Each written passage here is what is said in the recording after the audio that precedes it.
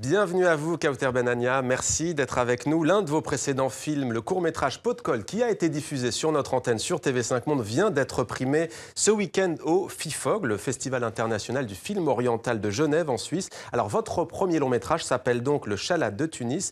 Mi-documentaire, mi-fiction, c'est tiré d'un fait réel, fait divers retentissant. Ça s'est passé en 2003 en Tunisie. Racontez-nous l'histoire en quelques mots. Alors, en quelques mots, c'est l'histoire d'un homme, un inconnu qu'on ne connaît pas forcément, qui a une lame et qui circule sur une mobilette dans les rues de Tunis qui vise les fesses des femmes pour les balafrer. Donc c'est un criminel. Et à partir de ce fait divers, j'ai fait un film qui n'est pas mi-fiction, mi-documentaire, mais qui est plutôt un documentaire, un mockumentary, basé sur des faits réels. D'accord. Alors il s'en prend, cet homme, aux femmes qui, selon lui, sont habillées trop à l'occidental. On va voir d'ailleurs un extrait de votre film dans ce reportage de Thibaut Cavaillas. Il a voulu savoir comment votre film a été accueilli en Tunisie. Regardez. Le Chalat, c'est le balafreur, un homme qui, en 2003, dans Tunis, tailladait les fesses des filles un peu trop légèrement vêtues. Il n'a jamais été arrêté. Fait divers ou légende urbaine, le film en tout cas utilise l'histoire du Chalat pour montrer une réalité du pays, le quotidien des femmes face à un relatif machisme.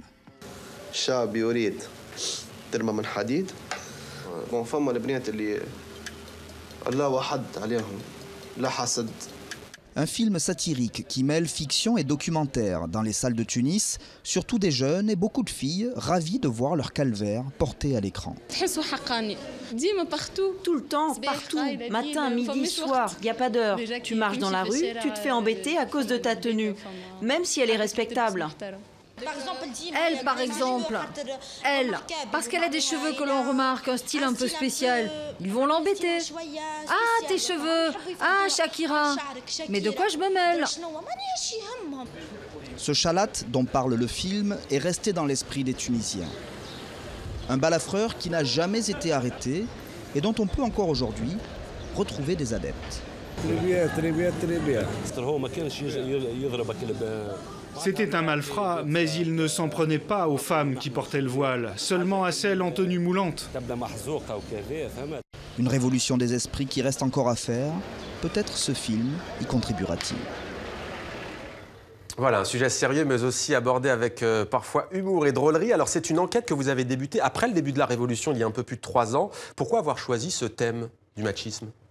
Parce que le film en fait, se passe après la Révolution, malgré le fait que c'est un film sur un fait divers qui a eu lieu sous la dictature. Donc pour moi, c'est un moyen très efficace pour voir les vrais changements. Parce que quand on parle d'une révolution, on parle de changement. Et pour moi, c'était presque un thermomètre pour voir qu'est-ce qui a changé, qu'est-ce qui résiste au changement. Parce qu'il y a des choses qui sont tellement ancrées en nous, qui résistent au changement.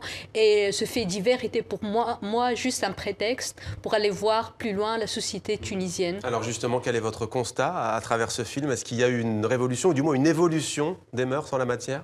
Oui, déjà, vous l'avez dit dans le reportage, le fait que ce film existe déjà, c'est une évolution parce que c'était impensable de le faire sous Ben Ali, parce que ça ne donne pas une très belle image de la Tunisie.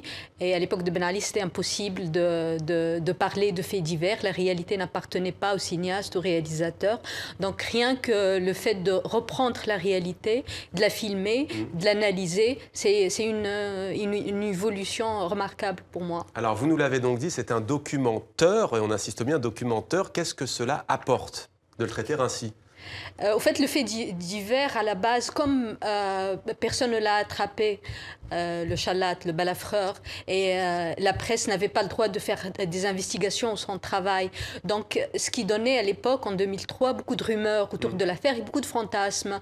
Donc, c'est une histoire qui était un fait divers, mais aussi qui a provoqué beaucoup de fantasmes. Qui dit fantasme dit fiction. Donc pour moi, la forme idéale, c'était quelque chose qui vacille entre les deux, la réalité et la fiction, et donc le traiter avec les outils de la fiction, mais sous forme d'un documentaire. C'était un beau défi pour moi en tant que réalisatrice. Alors Kauter Benania, vous êtes donc cinéaste, vous êtes né à Sidi Bouzid, que l'on considère, à tort ou à raison, mais c'est un peu vrai, comme le berceau de la révolution tunisienne qui a renversé Ben Ali. On a le sentiment que beaucoup de Tunisiens attendent toujours les fruits de cette révolution. Et là, je veux bien entendu parler de l'économie et du social. Oui, on attend toujours. Enfin, moi, je suis quelqu'un de très optimiste, donc, donc pour moi... Mais vous y retournez à Sidi Bouzid? Oui, bien sûr. Que vous disent-ils? Les gens sont mécontents, bien sûr, parce qu'on n'a pas... il y a eu des promesses tout le temps, surtout pendant la campagne électorale, d'énormes promesses, et on a l'impression qu'on a menti. Mais je pense que les choses avanceront petit à petit à leur rythme, mais malheureusement, voilà, les régions de l'intérieur, Sidi Bouzid, Gasserine, tout ça, restent très marginalisées, avec un grand taux de pauvreté et de marginalisation. Un mot sur la sortie de votre marginalisation, dites-vous, la sortie de votre film, et où est-ce qu'il sera distribué? On pourra le voir où?